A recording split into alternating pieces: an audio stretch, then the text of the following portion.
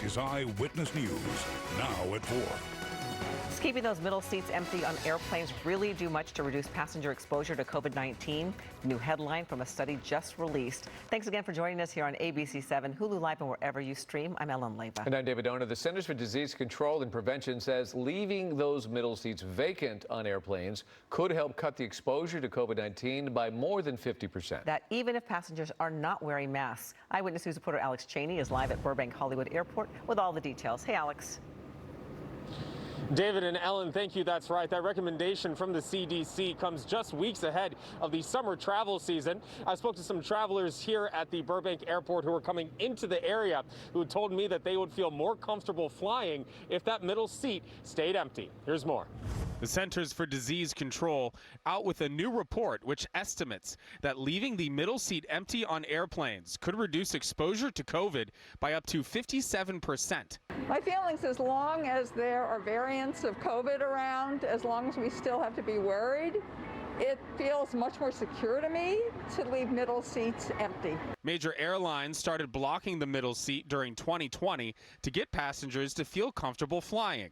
But now airlines need the money from those seats for their recovery. The big problem with blocking the middle seat is you have as much of a third of your inventory that you can't sell. And over time, as people started to want to travel again, a lot of these airlines looked at their cabins and they said, this is not sustainable. Delta is the only major airline that guarantees it will not seat the middle aisle on any of their aircraft. One passenger said it's a good idea for travelers, but not for the airlines. Well, certainly it's preferable for being safe and taking care of yourself and other people, but the idea of the trade-offs or the possible changes that might have to be made as far as capacity of airlines, cost of flying. The CDC study used mock-up aircraft cabins, and the dummies were not wearing masks.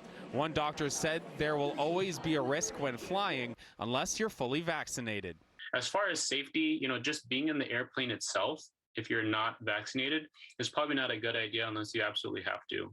And if you are going to, the best idea is going to be to mask up. Yeah, and David and Ellen, that's all changing again in just a couple of weeks because Delta and all major U.S. airlines will return to selling the middle seat on May 1st.